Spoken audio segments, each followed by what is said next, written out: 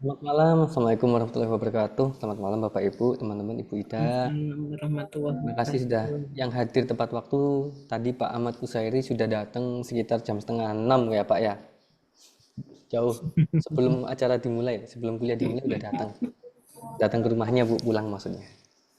Ya, teman-teman mungkin yang lain masih sibuk kerja, ada yang mungkin perjalanan pulang atau masih belum pulang, nanti bisa nyusul. Yang sudah pulang diharapkan bisa on cam. Oh iya teman-teman masih apakah dulu sudah pernah disampaikan sebelumnya bahwa sekarang ada poin keaktifan. Jadi kalau teman-teman yang on mic ataupun on cam itu nanti di presensinya ada poin keaktifan gitu. Itu nanti bisa menambah nilai teman-teman semua gitu. Nah, kalau misalkan teman-teman mau tanya sungkan, mau on cam sungkan, on mic aja nggak apa-apa, tapi kalau bisa kami harapkan on cam, teman-teman. Ya, kalau on cam lebih baik lah. Paling enggak saya juga kenal gitu loh. Kalau Betul. enggak kan saya enggak tahu mahasiswanya ini yang mana. Iya. Siapa tahu kan nanti kalau teman-teman ke kampus atau pas mau wisuda kita kenal, Bu. Kemarin baru aja kemarin hari Sabtu teman-teman ada yang sudah kita mengadakan wisuda dan ada juga banyak yang mahasiswa dari kelas online. Saya juga bingung ini mahasiswa yang mana. Ada yang nyapa tapi saya nggak tahu namanya. Jadi cuma dengar suaranya gitu teman-teman. Baik kalau gitu kita mulai aja perkuliahannya. Sebelum kita mulai perkuliahan, kita berdoa menurut keyakinan dan agama masing-masing agar perkuliahan lancar dan tidak ada kendala jaringan. Berdoa dipersilahkan.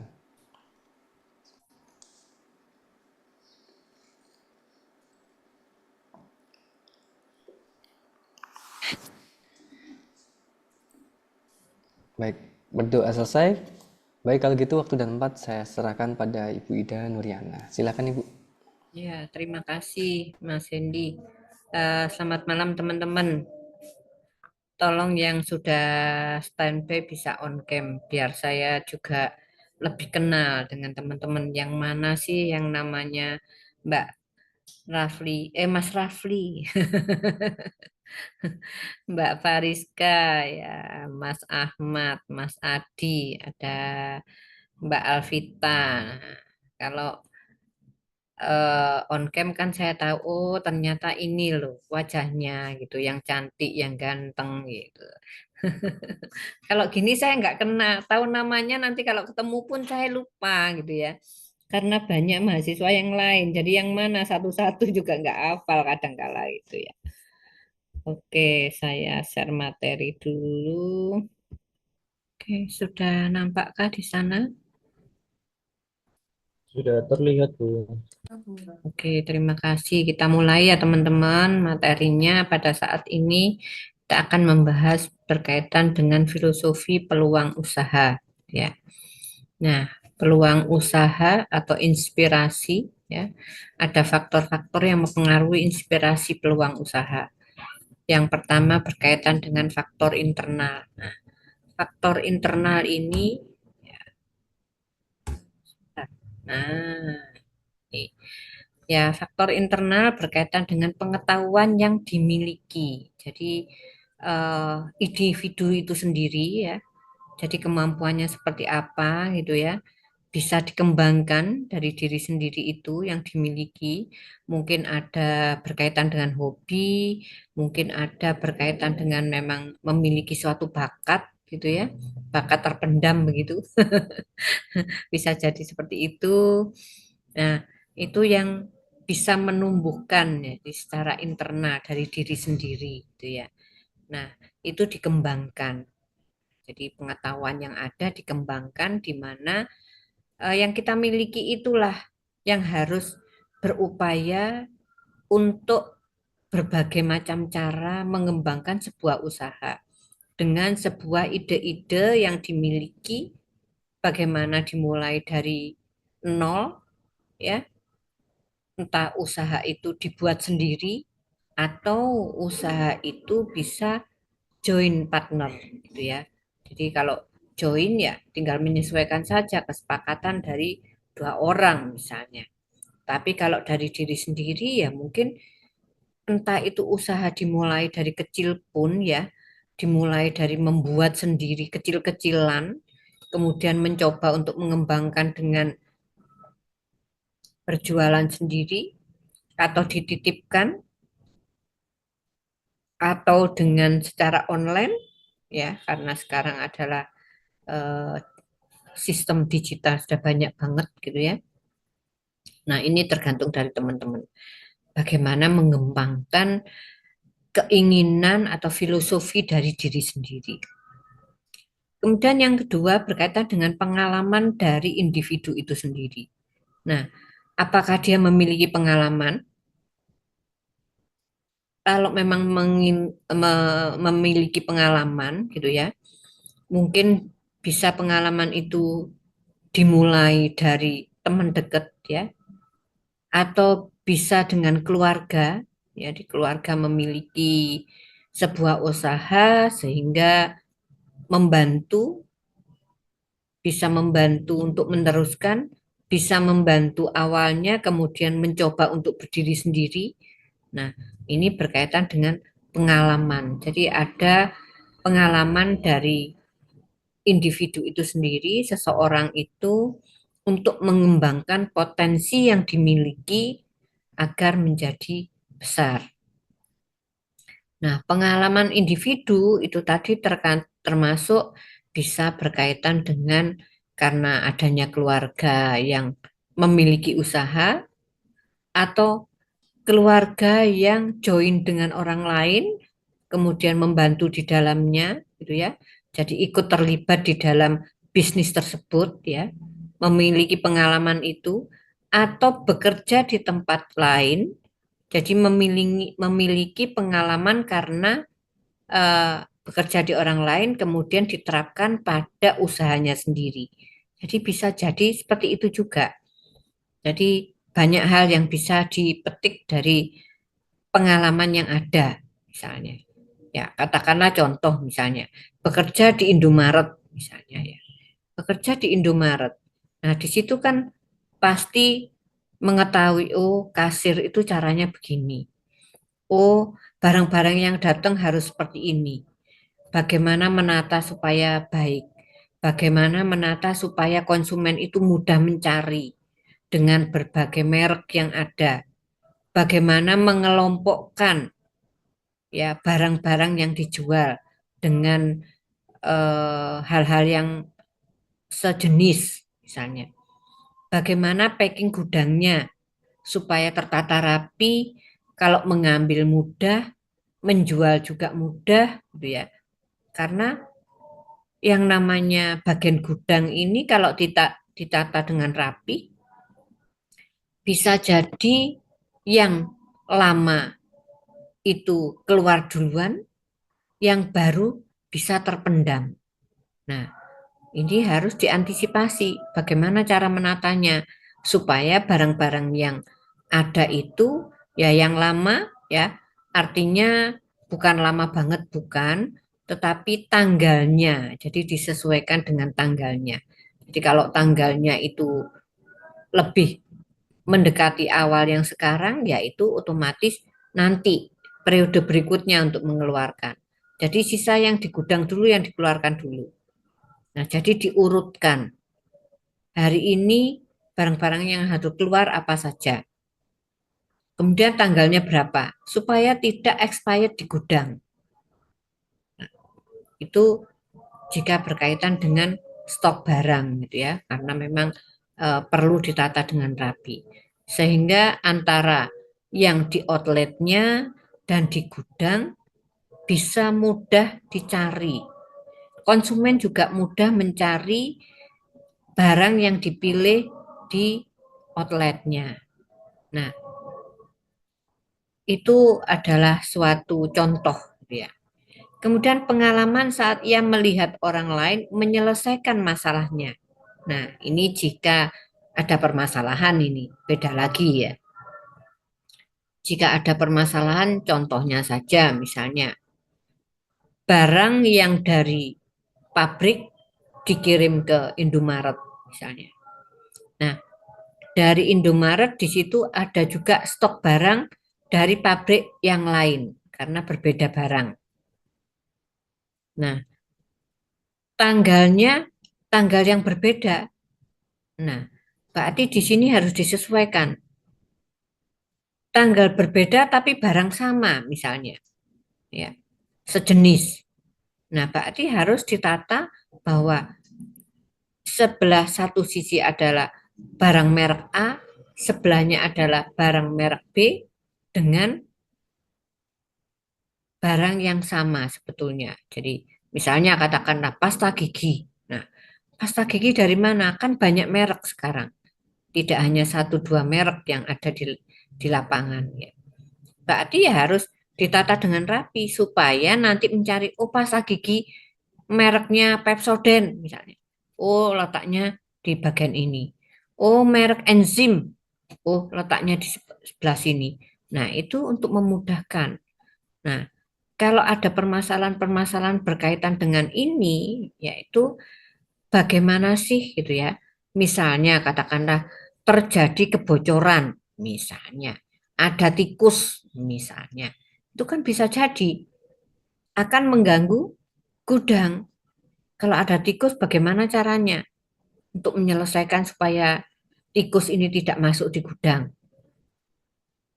Mungkin dengan cara memberi obat, mungkin dengan cara yang lain. Jadi ada bau apa begitu yang tidak disukai tikus misalnya.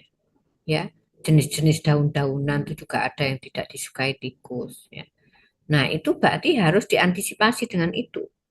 Nah, untuk menyelesaikan pengalaman ini, ya, melihat hal ini, berarti itu bisa diterapkan pada usaha kita sendiri juga.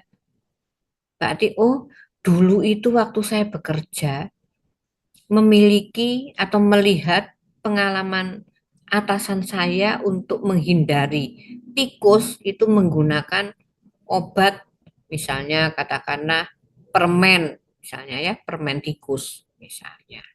Atau mungkin dengan jepit tikus misalnya. Nah, ini kan harus diantisipasi supaya tidak terjadi di sana.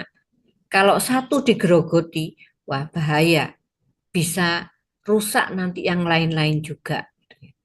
Ya, jadi permasalahan seperti ini harus diatasi dengan segera, tidak perlu ditunda-tunda.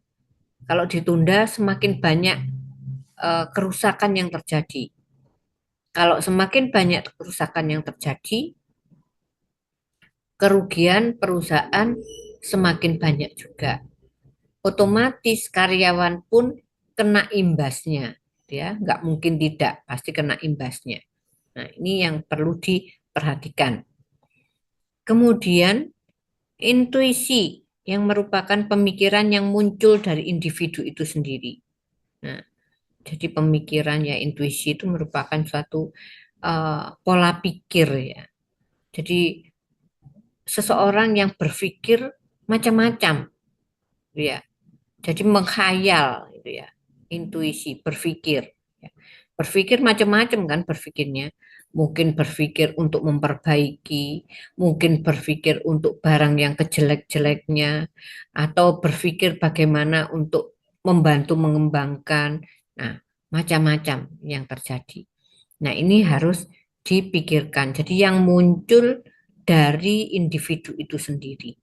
Karena memang perlu seseorang memiliki pemikiran sebagai apa ya, rasa loyalitas kita terhadap perusahaan supaya kita juga mendapatkan suatu apa ya, sesuatu yang lebih ya, sesuatu yang lebih. Jadi loyalitas kita akan dinilai, kinerja kita akan dinilai di dalam perusahaan tersebut. Nah, jika kinerjanya baik ya, bekerjanya baik, loyalitas baik ya, perilaku baik, maka pimpinan tidak segan-segan untuk mengangkat yang lebih tinggi. Nah, kalau manajernya mungkin memberikan promosi, oh ini loh karyawanku yang layak untuk naik jabatan misalnya. Nah ini kan harus dipertimbangkan. Mana yang layak? Ya disesuaikan. Yang layak itu yang mana? Ya, pasti ada rekomendasi dari manajernya. Nah, manajer pun sama, karena manajer juga diawasi oleh yang lebih tinggi lagi, ya otomatis nanti juga akan dipromosikan menjadi yang lain, entah itu tetap manajer, tapi manajer yang lebih luas, ya, atau di atasnya manajer, karena manajer itu ada di level bawah, di tengah maupun di atas top manager itu juga ada, gitu ya. Nah, ini menjadi suatu pertimbangan, ya, supaya individu itu bisa mendapatkan suatu reward yang diberikan oleh perusahaan, ya harus berlaku yang baik. Berlaku baik artinya bukan hanya perilakunya saja, tetapi dari berbagai sisi. Karena perusahaan akan menilai juga kinerja itu tidak hanya dari perlakuannya saja, tapi bagaimana dengan komunikasi antar karyawan. Itu juga merupakan suatu penilaian. Kemudian selain itu eh, pemecahan masalah, membantu memecahkan masalah. Itu juga merupakan kinerja yang baik buat karyawan tersebut. Jika dia bisa memecahkan suatu permasalahan, maka di sini promosinya pasti akan berjalan. Nah, itu berkaitan dengan faktor internal. Bagaimana dengan faktor eksternalnya? Nah, faktor eksternalnya yaitu masalah yang dihadapi dan belum terpecahkan. Nah, ini beda lagi. Kalau yang atas bagaimana memecahkan masalah, tapi eksternal di sini yang belum terpecahkan, bagaimana harus mengatasi juga. Gitu. Jadi masalah yang dihadapi lebih luas lagi karena menyangkut eksternal. Tidak hanya di dalam saja, tapi di luar juga. Misalnya, permasalahan berkaitan dengan marketing di lapangan, berkaitan dengan konsumen, distributor, misalnya. Kan permasalahan mungkin saja akan muncul, timbul masalah-masalah yang baru, yang belum teratasi, ya. Entah masalah keuangan yang tidak terpecahkan karena nunggak-nunggak misalnya. Kan mungkin saja itu terjadi. Atau ada permasalahan kerusakan yang ada di eksternal, misalnya distributor. Sementara kerusakan ini tidak ada SOP dari perusahaan. Nah, kalau tidak ada bagaimana cara memecahkannya? Bagaimana memberikan solusi kepada distributor tersebut? Nah, ini kan harus dipikirkan juga setidak-tidaknya ya membantulah walaupun membantu pikiran gitu ya. Tetapi perlu juga untuk membantu mereka mencarikan solusi jalan keluarnya seperti apa. Bisa jadi barang dari gudang perusahaan sesuai dengan SOP, barangnya bagus semua ya, terpacking rapi, tetapi ternyata sampai di distributor itu berbeda. Mungkin ada cacat. Entah cacatnya itu di mana, apakah di perusahaan di proses pengiriman ya atau di distributor tersebut. Kan bisa saja misalnya begini, dari gudang perusahaan bagus dikirim di perjalanan ternyata truk yang mengangkut barang tadi mengalami suatu masalah. Ya, misalnya ada hujan misalnya ya. Kemudian karena hujan barang-barang turun dari box ke distributor kena hujan mungkin dusnya mengalami kerusakan. Nah, di sini juga bisa jadi dengan adanya kerusakan maka timbullah permasalahan dari produk tersebut. Sebetulnya bukan kesalahan dari perusahaan karena proses perjalanan tadi.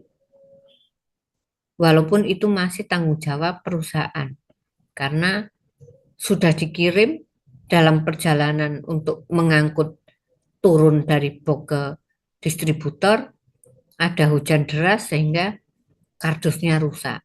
Ya kalau hanya kardus yang rusak mungkin masih bisa dibantulah untuk mengganti. Tapi bagaimana jika isinya ada kebocoran? Nah, ini yang harus dipertimbangkan. Kalau isinya terjadi kebocoran, bagaimana? Apakah perusahaan mau bertanggung jawab?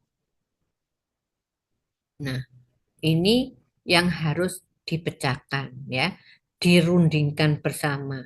Mungkin ada SOP yang sudah disampaikan sebelumnya, mungkin juga ada SOP yang terlewatkan catatannya. Misalnya semacam ini mungkin tidak terpikir oleh perusahaan, sehingga tidak ada. Nah, berarti harus ada kebijakan dari manajer tersebut. Bagaimana menyelesaikan masalah ini? Ya, mungkin bisa dibantu dengan ditukar, ya. Kalau tidak banyak, ya, mungkin bisa dibantu ditukar. Tapi bisa juga dengan win-win solution yang lain. Mungkin dengan potongan, ya, diberikan suatu keringanan di potongan harga karena kondisi, sehingga perusahaan dan distributor sama-sama tidak dirugikan. Jadi potongannya dari setelah nyampe di distributor dijual dengan harga yang lebih murah juga misalnya. Ya, ada diskon khusus untuk barang ini misalnya ya. Jika itu memang tidak parah. Jadi hanya sedikit mungkin lecet di kardusnya mungkin ya, atau di kemasannya itu ada sedikit lecet di gambar-gambarnya misalnya. Nah, mungkin itu masih bisa diatasi. Nah, ini menjadi pertimbangan pihak eksternal. Bagaimana bisa memecahkan permasalahan ini? Jadi memberikan suatu solusi yang keduanya sama-sama tidak dirugikan. Jadi distributor tidak dirugikan dengan kondisi yang rusak, tetapi perusahaan pun sama, juga tidak dirugikan dengan kondisi tersebut. Jadi artinya dana itu masih seputar harga pokok lah katakanlah ya, sehingga tidak rugi-rugi amat. Nah, ini bisa menjadi solusi untuk bagian pertama. Kemudian kesulitan yang dihadapi sehari-hari. Nah, kalau ini harus dicari masalahnya ada di mana. Kesulitan yang terjadi itu kesulitan yang apa? Ya, kesulitan di tokonya misalnya, atau kesulitan marketingnya. Ya, marketingnya ini agak kurang bagus, tidak loyal terhadap perusahaan misalnya. Sehingga mungkin hari ini dia masuk, besok bolos tengah hari misalnya. Nah, itu juga bisa terjadi dengan permasalahan yang dihadapi sehari-hari. Sehingga sampai ke distributor itu tidak sesuai dengan permintaan atau SOP yang ada. Jadi harus diperhatikan, jangan sampai terjadi seperti itu. Nah, itu akan mengganggu sirkulasi produk yang diproduksi maupun yang beredar di pasaran. Jadi kalau misalnya katakanlah marketingnya hari ini waktunya di pasar Kota Malang bagian timur misalnya. Ternyata hari ini nggak bisa hadir karena badannya kurang enak. Ya cepat gantikan dengan yang lain, atau kalau hanya cukup bertahan sehari katakanlah, oh hari ini agak pusing, berarti besok sudah nggak pusing. Nah, mungkin bisa cancel 1 hari, mungkin tidak terlalu bermasalah. Tetapi kalau sampai berhari-hari, ya harus ada penggantinya. Kalau misalnya penyakitnya itu agak parah, ya harus dicarikan penggantinya supaya cepat teratasi. Tidak terjadi kemacetan di proses pengiriman maupun penarikan dana dari pihak konsumen atau suppliernya atau distributornya. ya. Jadi harus dipertimbangkan di situ karena memang banyak menyangkut hal-hal yang krusial, ya. Kemudian yang ketiga, kebutuhan yang belum terpenuhi baik untuk dirinya sendiri maupun orang lain. Nah, ini kebutuhan-kebutuhan ini bisa menyangkut dirinya sendiri, ya. Jadi yang belum terpenuhi baik untuk dirinya sendiri maupun orang lain, ya. Berarti harus dicari nih, kenapa gitu ya? Apanya yang belum terpenuhi? Apa stoknya yang kurang? Atau keterlambatan produksi misalnya? Atau perputaran itu berhenti pada konsumen sehingga distributor misalnya, sehingga sirkulasi penjualan tidak lancar. Nah, ini bagian keuangan pasti ini eh, apa ya, teriak-teriak gitu ya.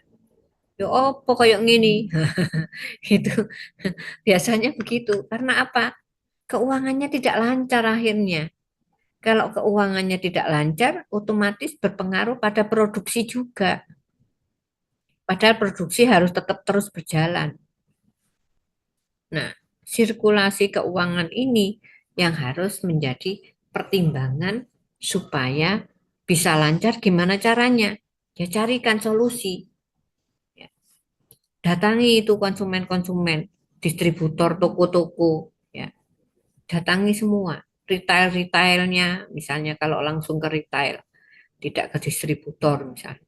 Kan sekarang itu perusahaan tidak hanya turun masuk barang itu ke distributor, bahkan ke konsumen, ke retail, ke konsumen, distributor, itu semua dikuasai oleh perusahaan. Jadi tidak hanya satu tempat saja. Coba teman-teman kalau melihat produk Yakult, apakah Yakult itu masuk ke distributor saja? Tidak. Apakah Yakult itu masuk ke toko saja? Tidak juga. Tapi masuk ke konsumen juga. Mungkin mendatangi kantor-kantor, mendatangi sekolah-sekolah, mendatangi perguruan tinggi. Supaya laku, ada bagian jual tersendiri. Ya, istilahnya ya marketing apa ya? Marketing yang bebas gitu ya. Jadi mereka menjual dengan membawa satu box besar isi Yakult yang mereka jajakan ya ke sekolah-sekolah, ke kampung-kampung, kadang-kala begitu juga. Nah, itu yang langsung sasarannya ke konsumen. Jadi ada yang ke sana. Jadi ada tiga hal, ke distributor, ya, kemudian bisa ke retail, bisa langsung ke konsumen. Nah, ini biasa dilakukan oleh perusahaan Yakult. Jadi mereka membidik itu tidak hanya distributor saja. Kesuwen katanya kalau hanya distributor. Barang produksiku harus banyak. Mereka harus membesarkan usaha, membesarkan juga kepada karyawan-karyawan yang ada. Kesejahteraan karyawan harus tetap terjaga. Nah, ini menjadi pertimbangan. Jadi kalau teman-teman melihat Yakul itu keliling bawa sepeda motor, kadang ada yang bawa apa namanya, gerobak kecil ditarik begitu, yang isinya satu box besar, eh, isinya Yakul. Nah, itu suka keliling-keliling.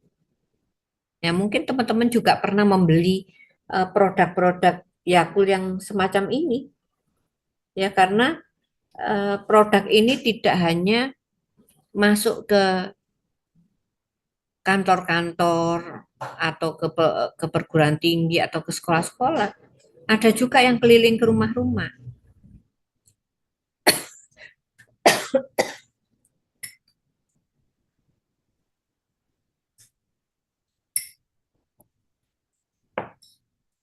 Ya, itu yang terjadi gitu ya. Jadi pengembangan usaha itu saat ini tidak hanya berhenti pada satu sisi, tapi berbagai upaya dilakukan. Kalau Yakul mau di online kan kayaknya kurang pas deh, ya, karena Yakul biasanya nggak di online kan. Kecuali kalau sudah masuk di Indomaret itu bisa juga Indomaret sendiri yang menawarkan online misalnya, atau toko-toko yang lain, retail yang lain misalnya. Tetapi kalau perusahaan sendiri kan tidak membuat atau menjual semacam itu, tetapi mereka mengangkat karyawan dengan cara marketingnya per individu tadi.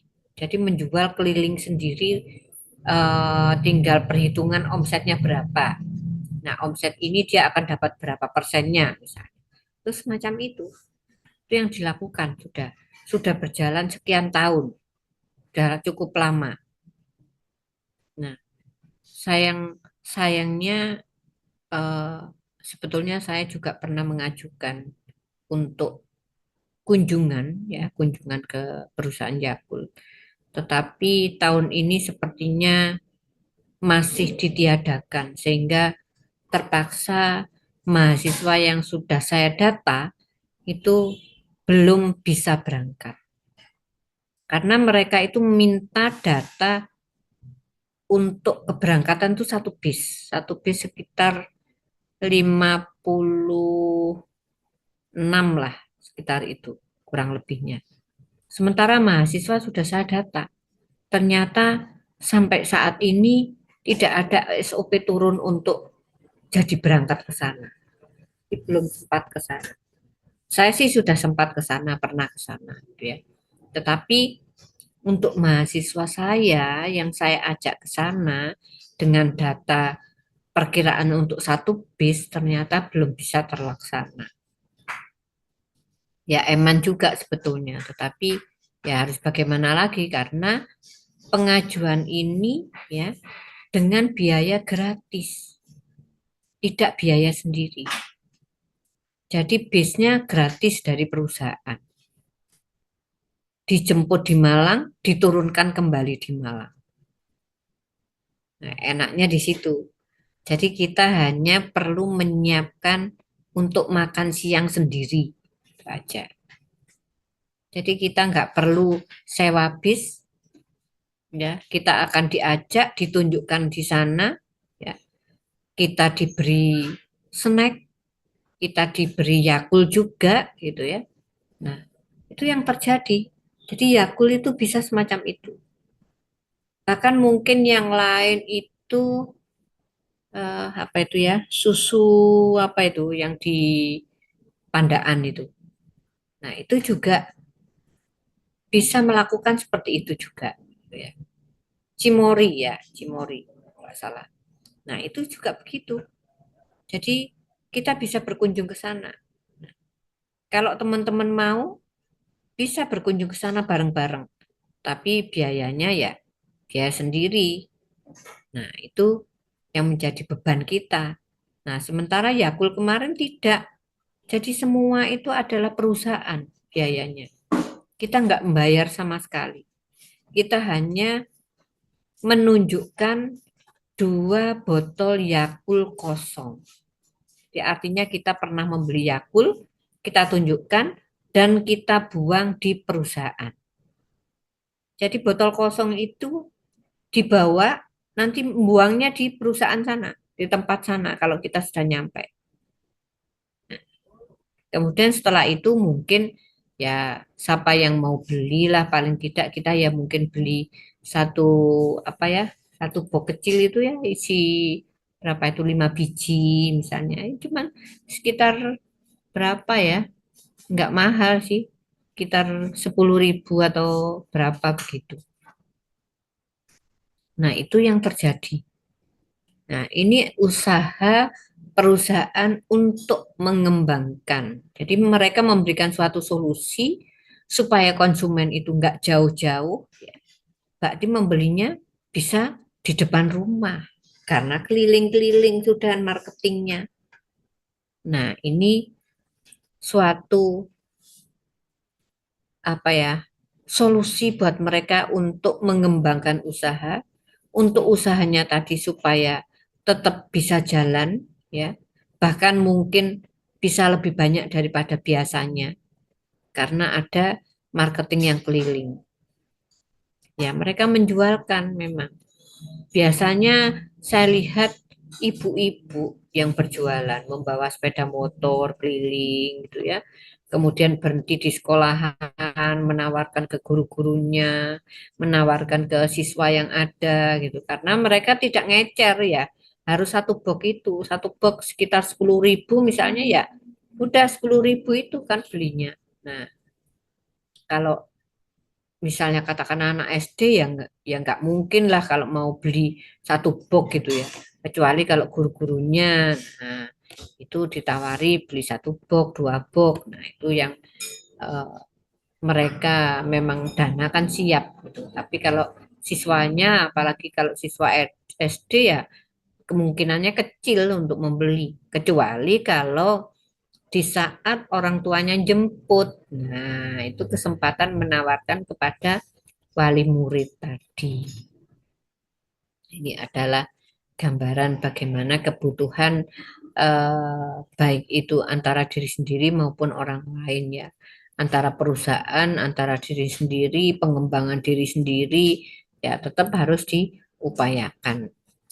Kemudian berkaitan dengan pemikiran yang besar untuk menciptakan sesuatu yang baru. Nah, ini adalah suatu inovasi. Inovasi baru itu harus dilakukan oleh setiap usaha. Ya, setiap usaha harus memberikan suatu inovasi baru. Karena kalau tidak ada inovasi baru, maka orang-orang itu atau konsumen itu menganggap karena tidak berkembang ya bosan dengan apa yang sudah diberikan sebelumnya, yang ditawarkan sebelumnya. Coba teman-teman amati misalnya contohnya Unilever. Unilever itu berapa macam produk yang ditawarkan ke konsumen. Sangat banyak banget. Mulai dari sabun, pasta gigi, sampo, obat-obatan dari eh, mulai kepala sampai ujung kaki gampangnya. Sudah ditawarkan semua. Kemudian contoh lagi Indomie.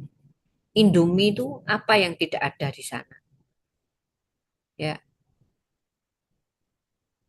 Indomie seleraku. Ya, karena apa? Yang ditawarkan ya inovasinya itu sangat banyak dan luar biasa. Indomie pertama ada, itu hanya apa? Rasa ayam bawang, ya, itu yang berkuah, dan rasa yang goreng, original. Yang lain belum ada. Produk yang lain, waktu itu yang muncul, sarimi, kemudian apalagi ya selain sarimi ya. Sarimi, Indomie, yang sudah lama-lama. Yang barengan itu sekitar ada 3 macam. Ya. Supermie, Indomie. Ada lagi satu lagi, lupa saya apa. Nah, itu berkaitan dengan produk yang ditawarkan di awal mereka berdiri. Tapi coba teman-teman amati saat ini. Berapa puluh macam rasa yang sudah ditawarkan? Apa saja yang ditawarkan saat ini? Ada yang mau kasih masukan? Apa saja rasanya? Indomie goreng, Indomie kuah rasa ayam, bawang. Apalagi yang lain?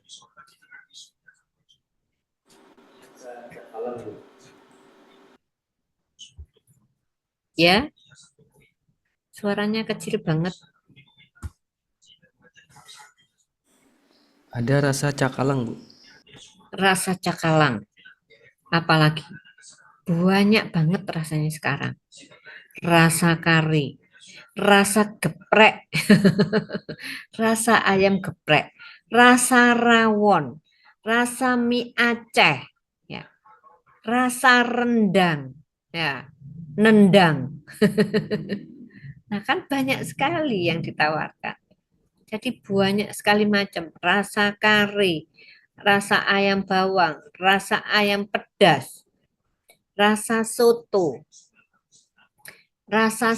koya, banyak sekali. Nah, itu yang ditawarkan dengan berbagai macam inovasi-inovasi baru selalu dilakukan. Karena trennya ayam geprek, maka muncullah mie rasa ayam geprek. Nah, kemudian karena banyak selera seperti rendang itu juga booming di pasaran, maka muncullah rasa rendang. Nah, itu berbagai macam rasa yang ditawarkan. Kita tinggal milih. Kalau kita nggak bisa beli rawonnya, misalnya ya, kalau rawonnya kita beli berapa, misalnya masih 15-20 ribu gitu ya. Tapi kita bisa beli mie-nya, mie rasa rawon. Ya, kan murah. 3.000, 3.500 kita sudah dapat. Nah, itu salah satunya inovasi yang diberikan. Jadi banyak banget rasa yang ditawarkan, yang disajikan di sana untuk mempengaruhi konsumen untuk membeli. Itu adalah contoh-contoh dari berbagai macam yang ditawarkan, ya. Kemudian lagi kebutuhan yang belum terpenuhi, baik untuk dirinya sendiri maupun orang lain, sudah pemikiran yang besar untuk menciptakan sesuatu yang baru. Jadi itu adalah contoh-contoh pemikiran-pemikiran yang untuk pengembangan produk yang baru dan semakin besar karena dengan berbagai inovasi dan rasa. Jadi inovasi itu enggak perlu harus bertahun-tahun muncul baru. Tidak. Tetapi bisa 1 bulan, 2 bulan kadang sudah muncul lagi yang baru. Nah, sementara mereka kan selalu berinovasi di dalam lab mereka. Ya, mereka sudah menyiapkan perkiraan dalam sekian bulan saya meluncurkan produk baru, rasa baru misalnya. Saat ini sudah diteliti, sudah dicoba, uji coba di lab sudah dilakukan dengan jumlah komposisi yang siap saji itu dalam satu bungkus berapa ukurannya. Ya. Mie-nya sama, tapi bumbu-bumbunya harus disesuaikan. Mau rasa yang sangat pedas sekali ada. Ya. Mie doer, katanya mie-nya sampai doer. Saking pedesnya. Nah, itu kan juga kalau kita melihat iklannya ya, makan mie sampai seperti itu ya, saking pedesnya gitu kan. Nah, itu kan karena inovasi-inovasi yang ada tadi. Jadi memang perlu adanya inovasi yang harus dilakukan di setiap periode berjalan. Kemudian ini ide usaha. Ya. Ide usaha merupakan suatu gagasan, rancangan yang tersusun di dalam pikiran kita. Artinya sama dengan cita-cita. Ya. Gagasan dalam kajian filsafat Yunani maupun filsafat Islam menyangkut suatu gambaran imajinar, utuh yang terlintas cepat. Jadi gagasan. Jadi kita berpikir jauh ke depan. Jadi sesuatu yang harus diciptakan di sekian bulan ke depan, apa sih trennya? Itu harus dipikirkan saat ini. Tidak harus menunggu saat yang lain sudah muncul, baru kita memiliki ide semacam itu. Tidak seperti itu. Jadi harus sekarang ini sudah dimulai. Ya, itu berkaitan dengan inovasi-inovasi tadi juga. Jadi kalau misalnya tadi yang saya sampaikan dengan berbagai macam menu, berbagai macam rasa gitu ya. Sekian tahun ke depan itu sudah meluncurkan beberapa produk baru. Sekarang ini berkembang sangat pesat. Konsumen juga sangat kritis dengan berbagai macam tanggapan yang ada di lingkungan sekitarnya. Jadi harus tetap dipertahankan. Bagaimana mempertahankan usaha? Ya, harus disiapkan jauh hari sebelumnya. Jadi disiapkan dulu supaya apa yang dilakukan bisa sesuai dengan harapan. Itu menjadi suatu gambaran. Kemudian wirausaha perlu mengidentifikasi dan mengevaluasi semua risiko yang mungkin terjadi dengan cara ya ada ide usaha. Nah, ide usaha ini berarti salah satunya adalah inovasi tadi. Atau memiliki usaha baru di luar produk yang sebelumnya tadi. Jadi memiliki usaha lain. Ya. Tetapi masih milik atau naungan tersebut, masih naungan yang sama. Identifikasi risiko, ya, risiko yang ada. Jadi harus dipahami karena risiko ini tidak hanya perusahaan saja, ya. Jadi internal dan eksternal sama-sama ada risikonya masing-masing, termasuk risiko diri sendiri jika memiliki suatu usaha baru tadi. Kemudian mengelola risiko, jadi mendatangkan niat atau nilai atau manfaat, ya. Jadi mengelola risiko. Mengelola risiko seperti apa? Macam-macam. Banyak hal yang harus atau yang bisa dilakukan. Kemudian menyebarkan risiko ke aspek-aspek yang bisa dipandang perlu, yang paling mungkin. Ya. Kemudian mengurangi risiko, memulai dari strategi yang produktif. Nah, dari berbagai macam cara ide usaha ini, ya, ide usaha dengan adanya beberapa poin di sini ada 4. Identifikasi risiko, mengelola risiko, menyebarkan risiko, ya, mengurangi risiko. Nah, tolong teman-teman buat catatan ya, berkaitan dengan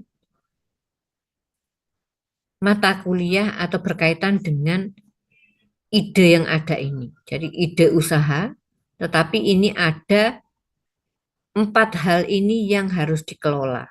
Ya, jadi caranya mengelola 4 hal ini. Nah, tolong berikan suatu penjelasan ya, berkaitan dengan 4 hal ini. Jadi masing-masing tolong diberikan penjelasan. Ya, misalnya identifikasi risiko, ya berarti mempengaruhi apa, bla bla bla bla. Nah, itu. Kemudian kasih contoh. Kemudian yang kedua, mengelola risiko. Bagaimana mengelola risiko? Nah, berikan penjelasan dan juga berikan contoh. Nah, jadi 1, 2, 3, 4. Tolong bisa dimulai dari sekarang. Berapa menit? 10 menit atau 15 menit lah maksimal ya. Tolong teman-teman buat ini. Nah, setelah itu kita diskusi lagi. Jadi saya ingin minta pendapat dari teman-teman semua yang sudah mengerjakan nanti ya. Masing-masing itu apa saja yang menjadi penjelasan-penjelasan dari cara-cara empat hal ini. Ya, silakan dimulai dari sekarang. Ya, Baik. hampir jam setengah 8. Oke, baik 10 menit Bu ya. Ya, 10 menit sampai maksimal 15 menit. 15 menit. Baik, silakan teman-teman bisa difikirkan, bisa diidentifikasi, nanti bisa dijelaskan 15 menit setelahnya. Ya, silakan teman-teman. Ini yang hadir masih tetap ini ya jumlahnya ya. 7 orang. Tadi barusan nambah satu Bu, Kak Nabila. Tadi Kayaknya sudah 9, terus turun 10. menjadi 8, sekarang kembali 9. Oh ya, tadi nambah jadi 10, ada Kak Nabila Oh, ada ini. 10 ya. Mungkin Oke. pental. Ya, mungkin terpental ya. Oke, silakan teman-teman dilakukan buat catatan. Nanti kita diskusi lagi berkaitan empat hal yang bisa kita buat terkait identifikasi ini ya. Karena ada empat hal yang menjadi risiko-risiko yang harus ditangani oleh setiap pengusaha. Ya. Baik, silakan. Saya tinggal sholat dulu, nanti setelah itu kita bincang lagi ya.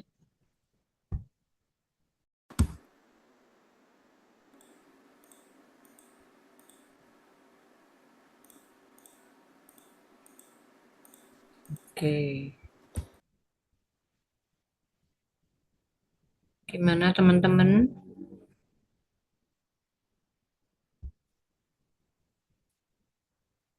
Sudah ada yang menemukan jawaban? Siapa yang ingin sharing lebih awal?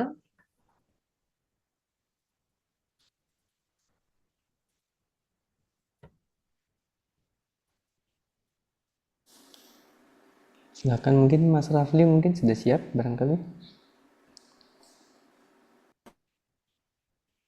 Saya ini kurang contohnya, masih Eh, kurang contohnya, Pak. oke. Mungkin teman-teman yang lain, Mas Andi, Mas Andre, Mbak Alvita, Bu, ini Mas kita Ahmad. disuruh cari ide usaha. Misalkan saya punya usaha apa, pengen usaha cafe shop gitu, terus identifikasi resikonya apa, mengelola mengelola resikonya apa gitu, Bu. Ya, boleh, boleh dibuat seperti itu. Setidak-tidaknya eh, apa yang dikelola dengan risiko itu dan kemudian solusinya nanti kita diskusikan solusinya seperti apa dari masing-masing pendapat dari teman-teman semua. Dari pendapat dari teman-teman pasti juga beda-beda gitu ya. Mungkin dengan usaha yang beda juga pasti risikonya juga berbeda. Jadi silahkan dibuat berkaitan dengan empat hal ini supaya teman-teman nanti bisa lebih paham gitu ya berkaitan dengan risiko-risiko usaha. Ya, Bu, tak bikin dulu, Bu. Ya, silakan. Kalau usahanya kayak barengan tapi yang punya komunitas gitu nggak apa-apa ya? Tidak apa-apa. Yang penting teman-teman Hmm. bisa memberikan suatu ide jawaban dari berbagai macam usaha yang teman-teman perkirakan bisa untuk melakukan identifikasi ini. Jadi walaupun itu ide jualan sudah ada, misalnya, atau jualan yang sudah ada, jadi usaha yang sudah ada, kemudian memiliki risiko-risiko semacam ini, atau itu hanya bayangan saja, memiliki usaha tetapi risikonya seperti ini, itu harus begini, begini, begini, begitu. Ya, silakan dipikirkan. Saya, Bu.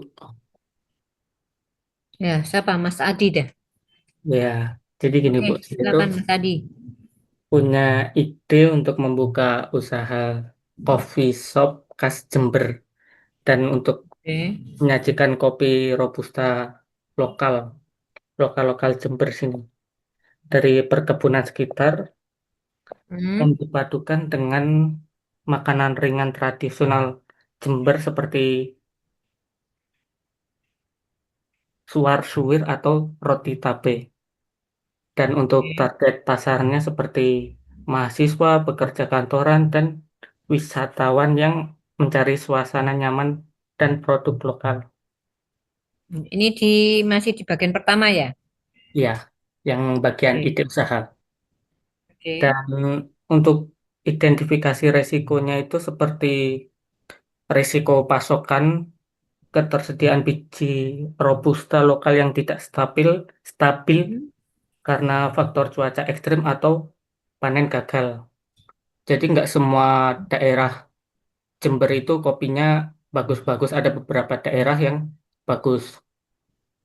Terus Ya. resiko kedua itu persaingannya banyak, Bu. Jadi sudah banyak kafe kopi serupa Ya. hingga sulit untuk menarik pelanggan. Mm-mm. Terus ketiga itu resiko operasional seperti kerusakan mesin kopi yang mahal, kurangnya barista yang terampil atau masalah kebersihan.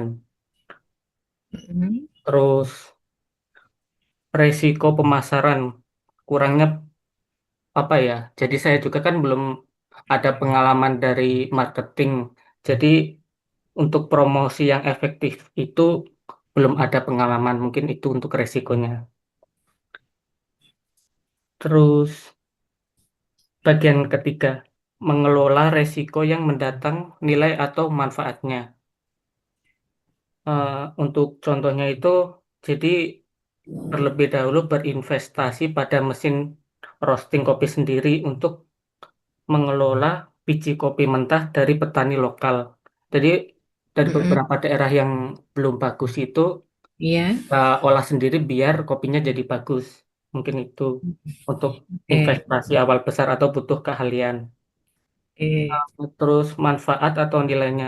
Jika ini berhasil, saya dapat mengontrol penuh kualitas roasting, terus menciptakan profil rasa kopi yang unik dan eksklusif, serta membangun merek sebagai ahli kopi lokal dari apa gitu? Robusta. Kopi Ya, Robusta. Robusta, kopi Mm-mm. Robusta, benar. Ini Ya. juga menjadi daya tarik unik pelanggan dari sumber Mm-mm. pendapatan tambahan jika saya menjual kopi roaster sendiri. Oke. Terus Lanjut. penyebaran resiko ke aspek-aspek yang paling mungkin. Untuk resiko awal mungkin saya ketergantungan pada satu pemasok, apa ya, supplier biji kopi yang bagus untuk resiko awal. Jadi saya semisal pemasok yang bagus itu gagal panen, kemungkinan ke coffee shop saya juga jadi gagal resiko awal itu. Untuk penyebaran resikonya, saya harus tidak hanya satu pemasok, jadi menjalin beberapa, setidaknya 3 sampai 4 kelompok petani kopi Robusta dari berbagai daerah. Ya, seperti yang daerahnya masih kurang bagus, kita usahakan untuk hasilnya jadi bagus. Oke. Gitu. Terus kelima, mengurangi resiko melalui strategi yang produktif. Jadi eh, seperti umpan balik dari pelanggan ya, Bu. Jadi menerapkan kotak saran atau survei online singkat meminta ulasan langsung kepada pembelian ini untuk Ya. membantu saya mengidentifikasi atau mengatasi masalah sebelum masalahnya itu menyebar luas. Oke. Sekaligus menunjukkan bahwa saya peduli pada customer. Dan Oke. kedua itu terakhir ini Hmm. eh, standar kebersihan sama keamanan pangan. Oke. Mungkin itu aja.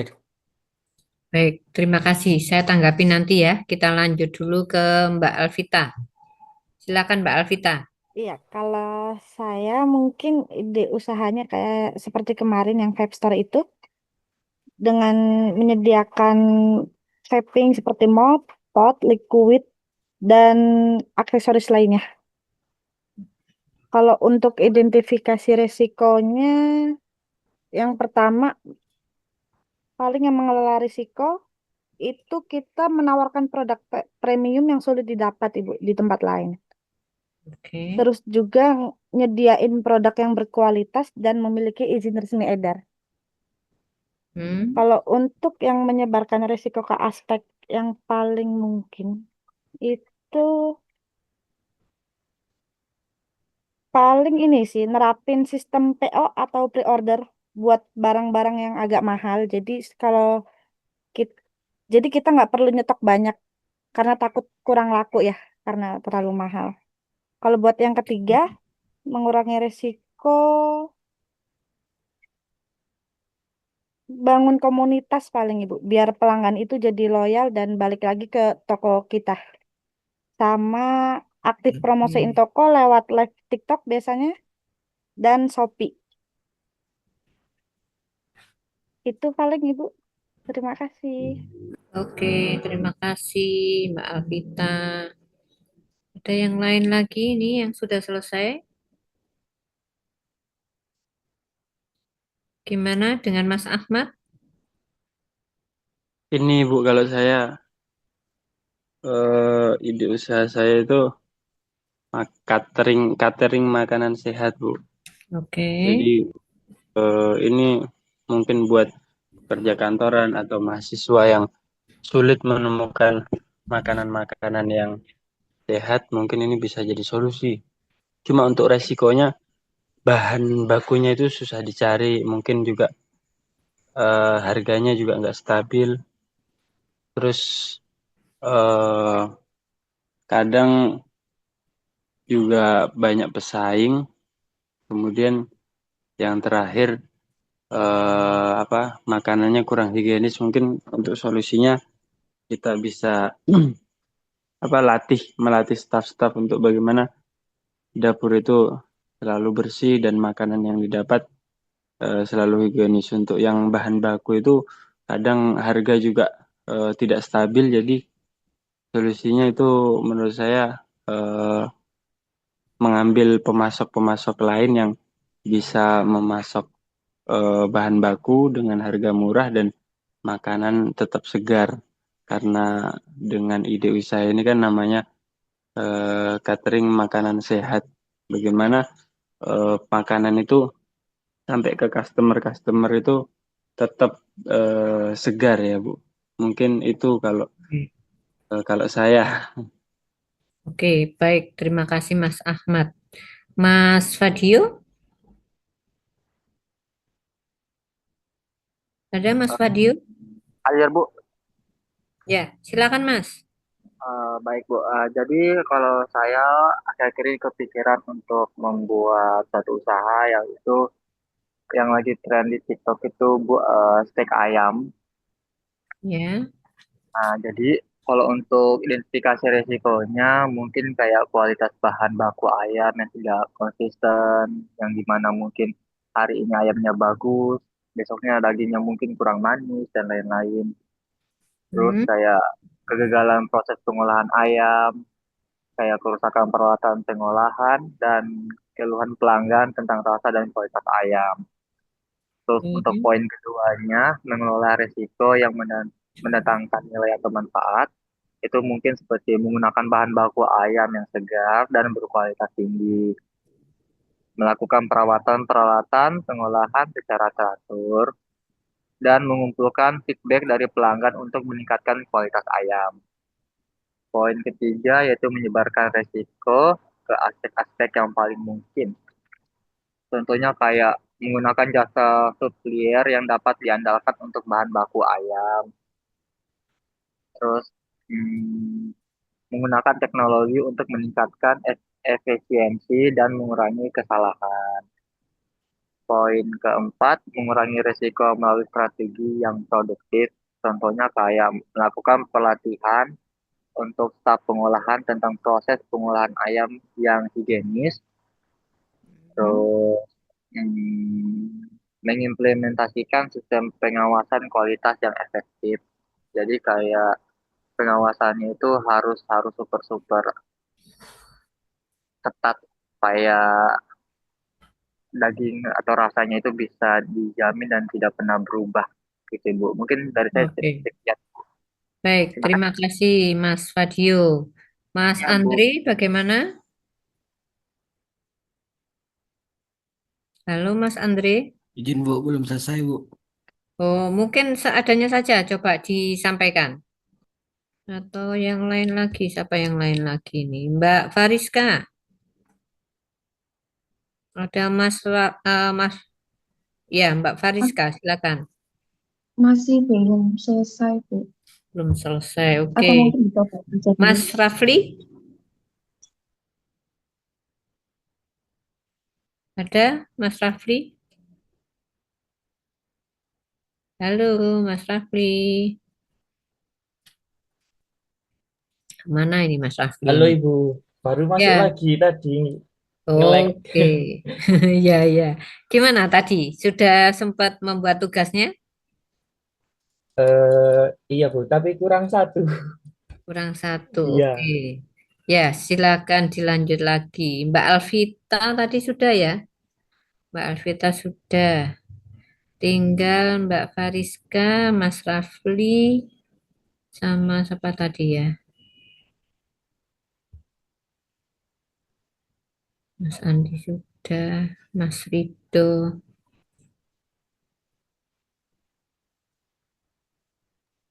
Saya ada, Bu. Ya, Ya. silakan Mbak. Di sini saya ingin mengidentifikasi dari ada apa namanya, Bu? Namanya kopi Guden di desa saya. Itu kopinya tuh memproduksi kopi Arabica. Mm-mm. Itu Jadi menanam sendiri eh, kopi Arabikanya ya? iya menanam sendiri. Oke. Kan kalau kopi Arabica tuh nekankan kan rasanya rada sedikit asam gitu ya, Bu. Ya, Jadi betul. eh, perlu kayak beda-beda konsumen gitu. Ya, Terus, masing-masing konsumen pasti punya iya, resikonya. khasnya yang dia suka. Terus juga sama persaingannya kan juga banyak. Jadi kayak eh, kurang gitu. Terus sama kalau untuk resikonya itu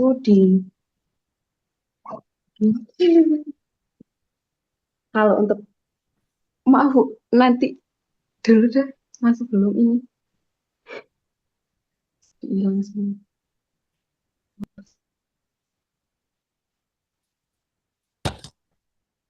Gimana Mbak? Iya, jadi mungkin idenya tuh kan mengandalkan kopi Arabica khas Pujon yang Mm-mm.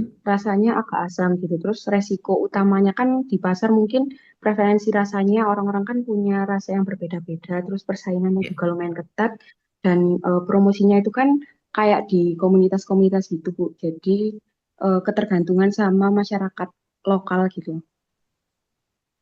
Terus sama resikonya mungkin juga karena itu ya di konsistensi rasa jadi harus mempertimbangkan supaya kopi itu gimana bikinnya itu tetap rasanya asamnya itu dengan baik.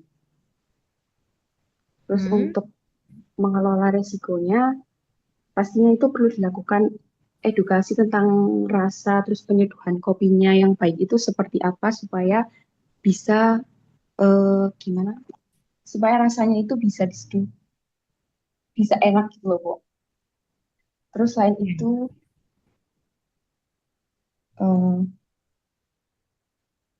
untuk mengelola resikonya dan menyebarkan resiko, pastinya harusnya itu menyebarkan branding bahwasanya kopi ini tuh rasa khas Pujon dan sehingga itu PDO, kalau ada kalau orang sesinya luar yang melanjutkan kemarin ya Bu, mencoba itu usaha memiliki pengalaman makanan yang otentik frozen, tentang rasa tersebut gitu di Bu. Asia.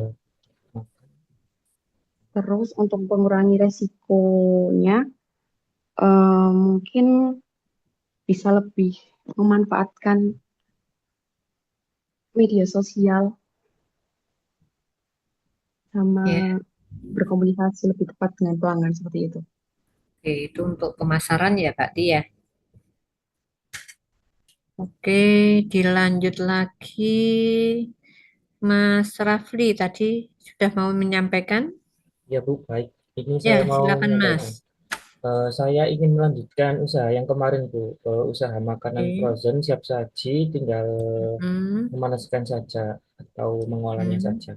Untuk yang pertama, identifikasi resikonya itu kan kita kan eh, makanan yang dibekukan ya Bu ya. Jadi resikonya itu ada misal peralatan yang rusak atau yang utama itu freezer yang rusak, terus ada beberapa bahan baku yang tidak segar, apalagi kan langsung diolah ya Bu ya.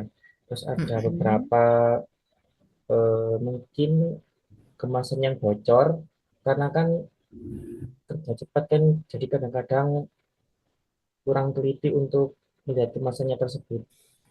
Terus untuk poin keduanya mengelola risikonya yang mendatangkan nilai atau manfaat dengan tadi menjadwalkan perawatan rutin kepada mesinnya atau yang freezer tadi atau eh, menggunakan freezer cadangan. Terus bahan bakunya selalu dicek dengan baik serta memilih supplier yang sudah terpercaya. Oke. Terus untuk yang kemasan yang bocor tadi bisa dicek sekali lagi. Hmm, apa? Jadi stafnya itu khusus untuk meriksa kemasan yang bocor tadi. Lalu menyebarkan risiko ke aspek-aspek yang paling mungkin. Ini kalau misal ada pengiriman yang lambat, otomatis kan produk kita kan mungkin leleh atau cepat basi ya. Terus kita itu menggunakan lebih dari satu ekspedisi. Jadi untuk pengirimannya di daerah itu berbeda, di luar daerah juga berbeda. Jadi nggak terhambat satu sama lain. Terus mengurangi resiko melalui strategi yang produktif dengan cara ini apa? Menerapkan SOP pada setiap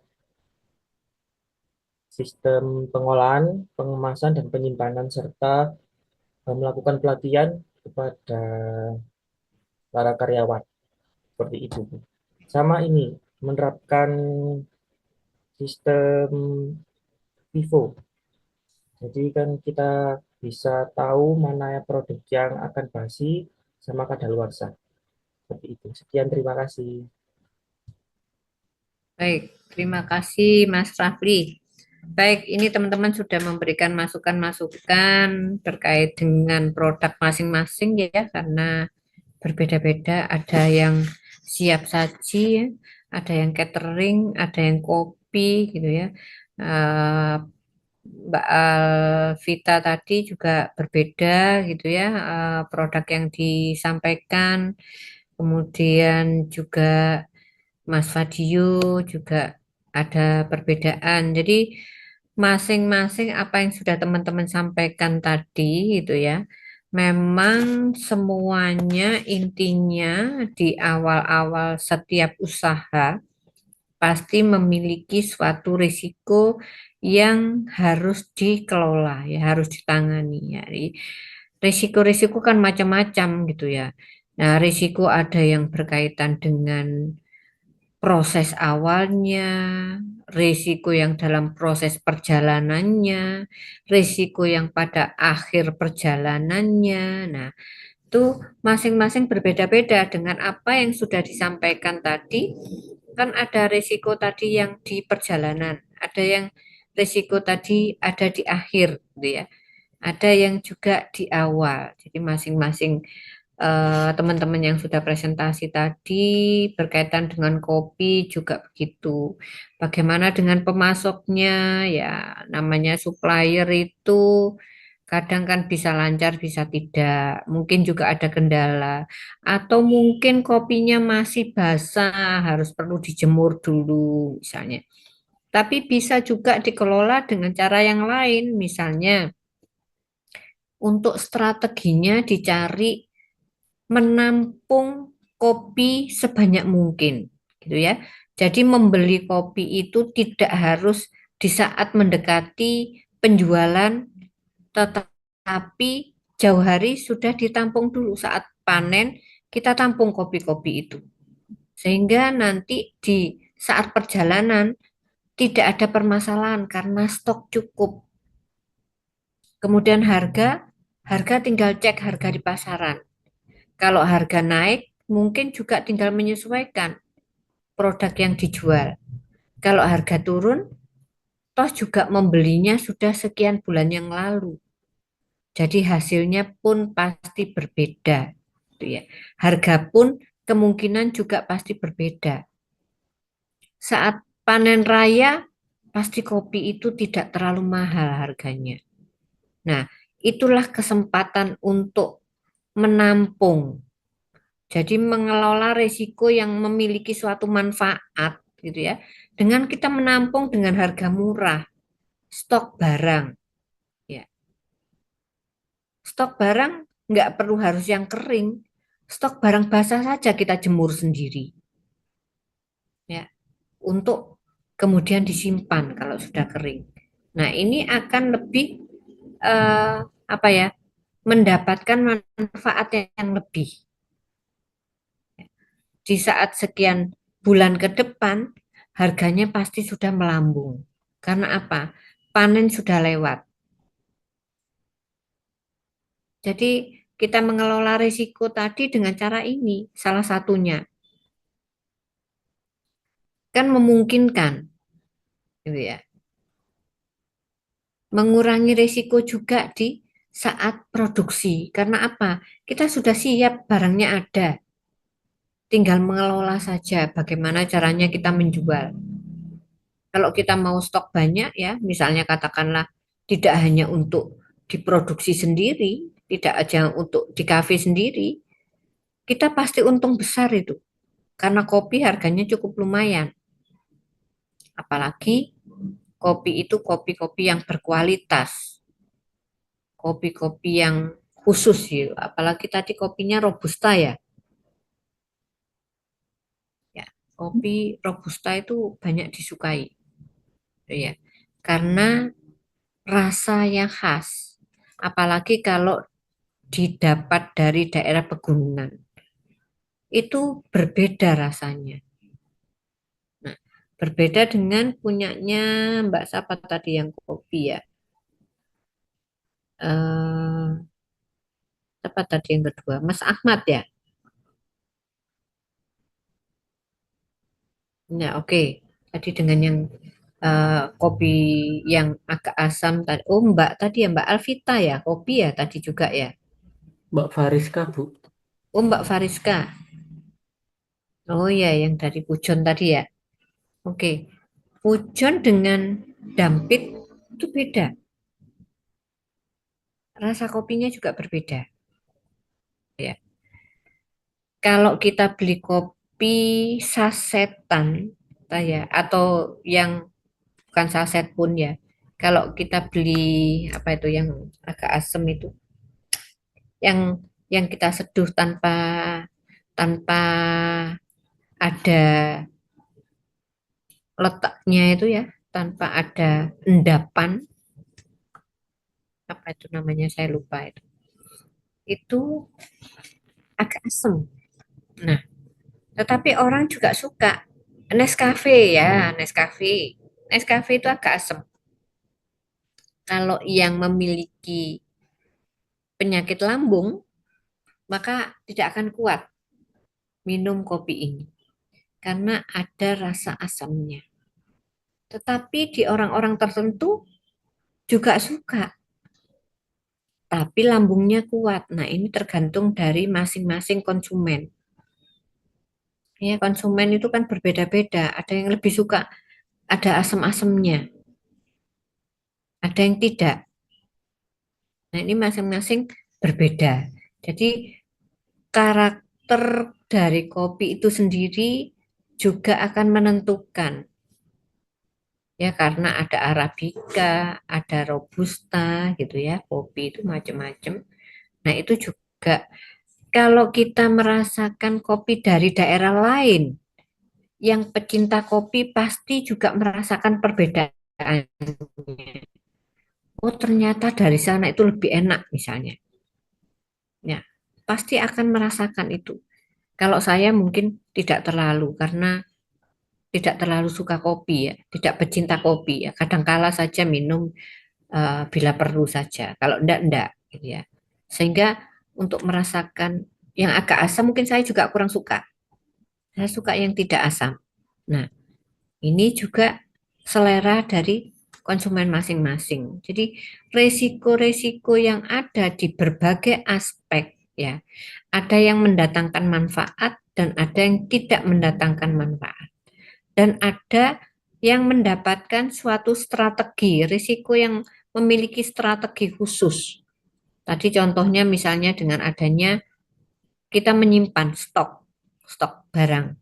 Nah, ini akan bermanfaat juga selain diproduksi sendiri, ya dijual sendiri dalam bentuk kopi cair ya yang sudah diseduh dan bisa juga dijual dalam bentuk masih bijian.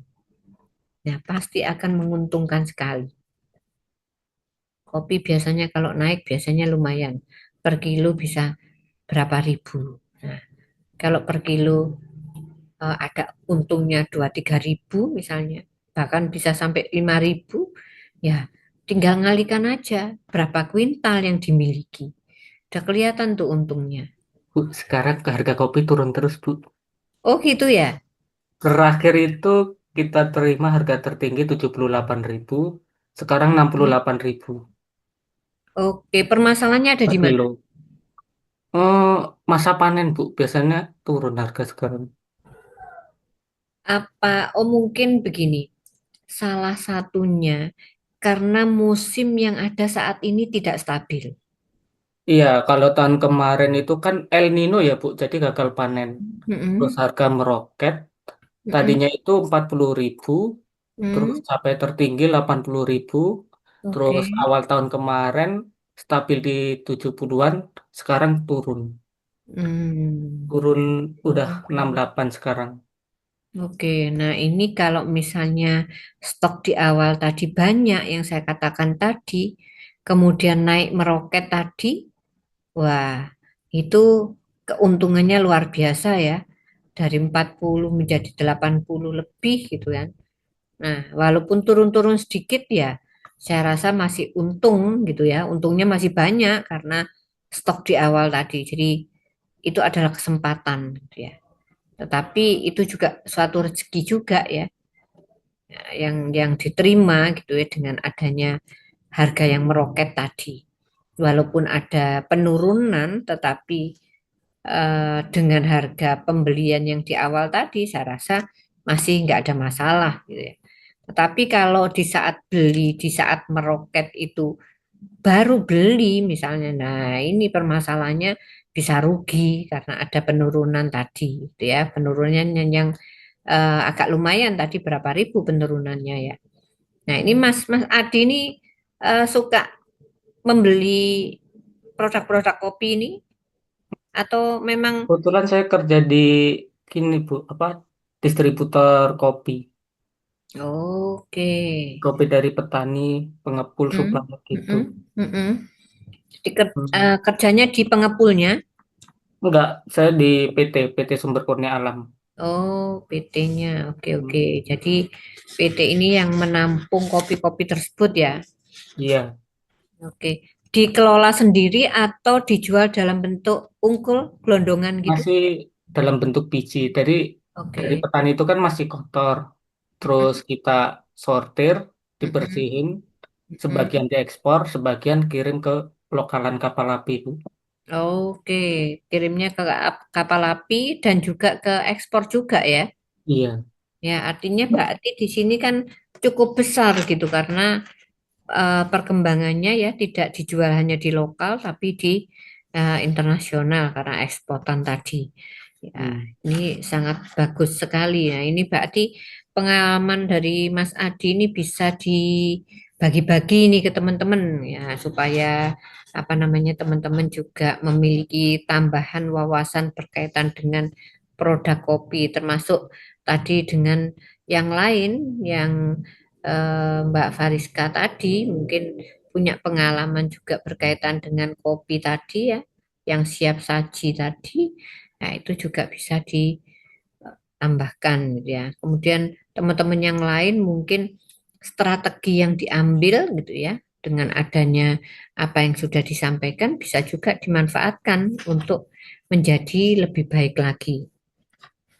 Kemudian berkaitan dengan catering tadi ya, kalau catering memang ya harus menyesuaikan gitu ya, menyesuaikan dengan harga pasar. Biasanya catering itu kalau namanya makanan sehat itu juga pengelolaannya ya harus disesuaikan dengan barang-barang yang diproduksi, yang dibuat tadi untuk makanan tadi disesuaikan supaya menjadi enak itu seperti apa ya. Ini adalah strategi dan manajemen yang harus diperbaiki supaya barang yang diolah tadi bisa mendapatkan harga yang murah tapi berkualitas gitu ya. Sehingga harga di pasaran untuk menjual makanan ini bisa lebih murah dibanding catering-catering yang lain. Itu bisa seperti itu. Jadi makanan yang disajikan memang makanan yang sehat, tetapi bahan-bahannya itu tetap yang baik. Walaupun katakanlah itu belinya di pasar tradisional misalnya, tetapi barang-barangnya bagus. Nah, itu yang harus dipertimbangkan untuk strategi risikonya tadi. Ya, kalau kita membeli barang-barang yang harus bagus, katakan pilihan yang seperti di supermarket gitu ya, ya kita nggak akan mendapatkan untung yang lebih banyak karena belinya sudah mahal. Ya, kalau supermarket itu kan bahannya pilihan yang benar-benar bagus yang mereka terima. Tapi mereka juga menjual dengan harga yang cukup mahal. Walaupun banyak orang juga yang suka mau membeli ke sana karena barangnya bagus-bagus. Tetapi kalau untuk catering, saya rasa nggak perlu belanja di supermarket. Jadi belanjanya bisa ke pasar tradisional. Bahkan bila perlu, pasar yang masih menampung dari petani. Itu yang harganya lebih murah. Bisa milih barang yang bagus, ya, kualitas juga bagus, ya, tetapi harganya miring. Nah, ini yang bisa dimanfaatkan supaya harga jualnya catering tadi tidak terlalu mahal, tapi barang-barangnya sehat, bisa diterima di masyarakat ya.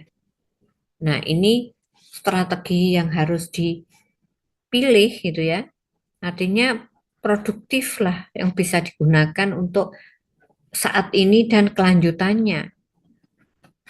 Dan carilah langganan yang siap menerima orderan dari pihak catering tadi. Jadi terima order misalnya katakanlah saya pesen tiap hari misalnya berapa kilo wortel, berapa kilo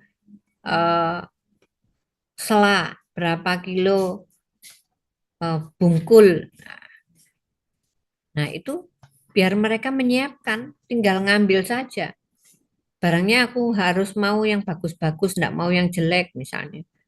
Tapi harganya karena dari petani ya harganya masih lebih murah karena masih masuk di tangan pertama. Kalau sudah tangan kedua, tangan ketiga, waduh ya sudah berat untuk menjual. Misalnya katakanlah beli di supermarket, itu sudah berat untuk menjual. Karena harganya sudah berlipat. Keuntungan yang beralih tangan sudah menjadi tangan ketiga, ya cukup berat sudah. Harganya mahal, belinya sedikit tapi harganya mahal, hasilnya sedikit. Nah, ini menjadi suatu pertimbangan-pertimbangan. Kemudian tadi apa lagi ya? Stik ayam. Juga sama.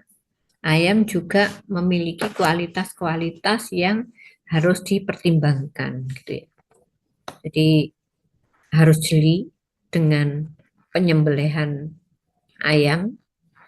Apakah ayam itu diterima dengan kondisi higienis, ya. Cek benar pemotongan diperkirakan jam berapa sampai jam berapa sehingga ayam itu dalam kurun waktu itu masih tetap fresh gitu ya, tidak bau busuk misalnya. Kalau sudah terlalu lama dibiarkan tuh kan biasanya baunya sudah berbeda. Nah, ini yang perlu dipertimbangkan ya. Carilah yang fresh. Biasanya seperti ini itu sudah punya langganan-langganannya. Jadi rumah makan, catering itu punya langganan tersendiri. Bahkan dia bisa order dengan jumlah besar karena memang catering itu jumlahnya besar yang dilayani, gitu ya. Sehingga di sini biasanya juga diberikan potongan tersendiri, ya, jumlah potongannya tersendiri.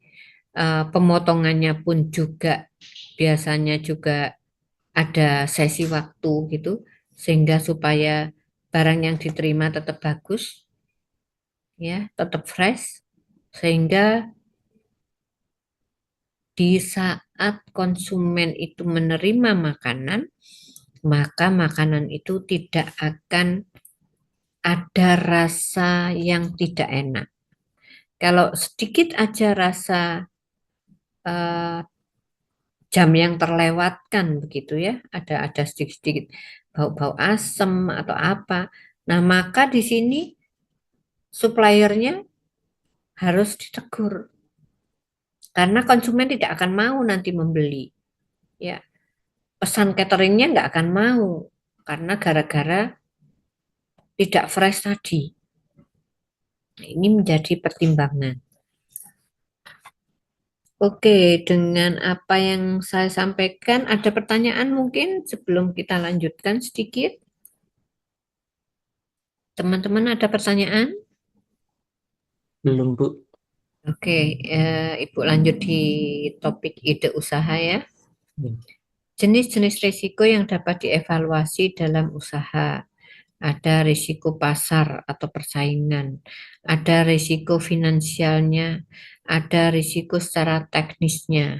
Nah, teori-teori ini atau teori ketidaksempurnaan atau di mana di sini perspektif seorang pengusaha seharusnya selalu skeptis dan tidak puas pada hal yang telah mapan atau telah ada saat ini gitu ya. Cara pandang mendorong mereka untuk terus mencoba ide baru yang lebih baik. Nah, tadi yang seperti saya contohkan tadi dengan adanya Indomie tadi, ya, evaluasinya yang sangat luar biasa, macam rasanya, perkembangannya yang luar biasa, sehingga konsumen itu akan mudah memilih apapun rasa yang diinginkan ada. Ya, jadi disajikan dengan berbagai macam rasa, akhirnya konsumen juga tidak membeli, pasti membeli, ya, walaupun apapun lah rasanya yang disukai, karena banyak pilihannya. Beda kalau misalnya hanya dua macam pilihan, lek gak A yo B, nah, lek B gak enak yo A gak enak ngalih B, bosen lama-lama kan gitu. Mosok pancet aja makanannya cuma dua. Nah, ini kan juga menjadi suatu beban risiko. Nah, otomatis di pasaran juga menjadi risiko karena terlalu sedikit macam atau menunya tadi. Tapi kalau Indomie kan banyak sekali, berapa puluh macam yang mereka sajikan. Ya, macaman kemasan kecil, kemasan jumbo, ya, rasa. Nah, kemudian yang ada gelasnya atau cupnya, ada mangkoknya, ya, yang disajikan dijual di daerah A, ada juga yang tidak di daerah B, tapi di daerah B justru modelnya lain karena selera yang ada di sana berbeda, misalnya. Ya, kalau di sini mungkin cup gelas, tapi di luar Jawa cup mangkok, misalnya. Kan ada juga yang seperti itu. Nah, ini inovasi buat mereka sehingga pelayanan itu diutamakan. Nah, itu adalah risiko persaingan di pasar. Coba teman-teman kalau ke Indomaret atau ke Superindo misalnya yang lebih besar lagi. Berapa macam mie, ya, bukan hanya Indomie, dari berbagai merek yang lain dengan penyajian yang berbeda-beda, ya. Indomie itu ada yang pakai cup gelas. Dari merek lain ada yang modelnya mangkok. Dari model lain ada yang modelnya kotak. Nah, itu adalah cara penyajian mereka masing-masing untuk menarik lingkungan sekitarnya juga. Nah, persaingan ini ya harus berjalan seiring supaya apa? Tetap laku barangnya, produknya tetap laku. Ya, carilah inovasi yang lain. Dengan adanya Indomie gelas misalnya. Ya, Indomie gelas apa itu? Yang kecil-kecil itu ya, yang ukuran kecil itu. Kan ada juga. Yang ukuran besar ada, ukuran sedang ada, ukuran kecil juga ada. Nah, itu kan menandakan konsumen itu banyak dari kalangan menengah ke atas dan menengah ke bawah. Mereka yang tidak mampu membeli yang ukuran besar yang lebih mahal, ya mereka membeli yang kecil yang lebih murah dengan rasa yang sama. Hanya penyajiannya yang berbeda. Nah, itulah persaingan. Sementara di produk yang lain ada yang tidak sama. Mungkin di gelasnya ada atau mangkoknya ada dengan sasetan. Nah, cuma 2 macam saja. Nah, rasanya macam-macam. Yang lain persaingannya juga sama. Mereka berupaya untuk mengadakan inovasi. Tetapi inovasi mereka tidak sebanyak inovasinya Indomie. Indomie paling banyak banget rasanya. Macam-macam banget. Sementara merek lain tidak sebanyak itu. Nah, ini menjadi pangsa pasar juga. Persaingan di pasar bisa banyak lari ke Indomie. Karena apa? Rasanya yang semakin banyak. Jadi seleranya otomatis apapun yang diinginkan ada di situ. Kemudian risiko finansial ya ini bergantung dari kondisi ekonomi perusahaan. Kalau perusahaan itu tidak memiliki dana yang cukup untuk berinovasi lagi, ya mungkin hanya stuck dengan beberapa macam saja. Karena inovasi baru memerlukan biaya yang cukup besar. Ya harus dievaluasi, di lab dulu, rasanya, ukurannya, ditimbang dulu kapasitasnya, ditimbang dulu semuanya supaya dalam bentuk satu bungkus itu dengan rasa yang khas sama dan jumlah yang sama itu akan menentukan pangsa pasar. Jadi finansial itu sangat dibutuhkan juga, tidak hanya inovasi dari produk yang ada saja, tapi di sini juga tetap harus berkembang. Ya, kalau ada dana pasti bisa berkembang. Sementara Indomie semakin besar, ya tentu saja untuk berkembang bisa lebih cepat. Nah, itu salah satu ukuran dari finansial. Investor akan percaya kepada perusahaan tersebut karena sudah terkenal di mana-mana, ya, dengan rasa yang disukai masyarakat Indonesia dari berbagai kota, dari berbagai pulau, ya, ada semua, gitu ya. Nah, itu akan menentukan. Finansialnya pasti memadai dengan berbagai cabang di masing-masing kota atau pulau. Masing-masing pulau pasti ada cabangnya karena berbeda dengan usaha-usaha yang lain. Kemudian risiko teknisnya ya ada juga. Artinya secara teknis macam-macam juga. Mungkin ada kendala dengan mesinnya, mungkin ada kendala dengan marketingnya ya, mungkin terkendala dengan SDM yang tiba-tiba bermasalah misalnya. Itu secara teknis ya harus diatasi supaya apa yang dilakukan bisa diterima di masyarakat dan di dalam perusahaan itu sendiri tetap bisa berjalan dengan baik. Jadi mengatasi risiko secara teknisnya.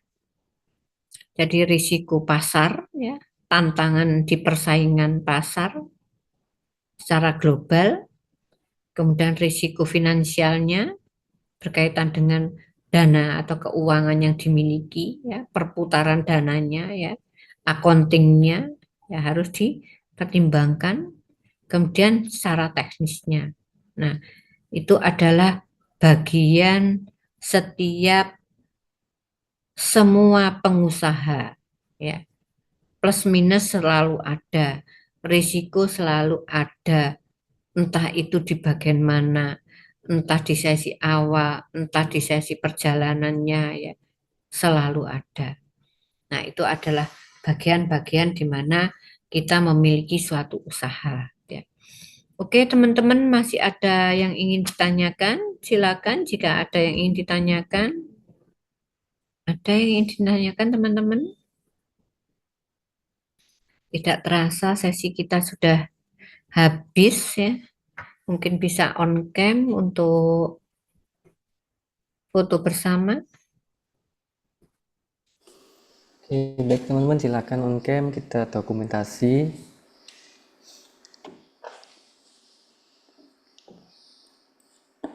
Ya, silakan teman-teman yang lain. Yuk, yang lain bisa on cam.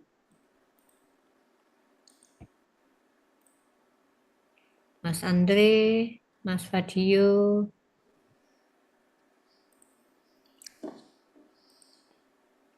Oke, Mas Ahmad, Mbak Alvita. Silakan on cam semua. Oke, Mas Andre belum, Mbak Alvita belum. Mas Fadio.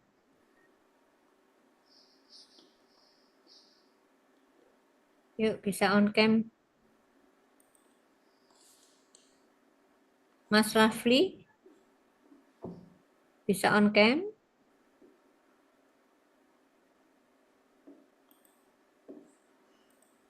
Yuk, masa tinggal sedikit aja nggak bisa on cam? Biar lengkap. Mas Rafli, Mbak Alvita, Mas Andre. Nah, ini Mas Andre sudah muncul. Oke, Mas Rafli sama Mbak Alvita. Ini belum ini.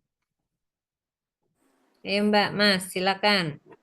Kita dokumentasi sebentar.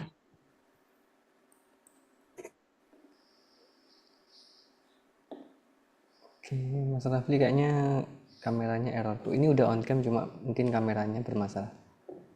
Oke. Tinggal Kak Alvita. Ya, mungkin Mbak Alvita.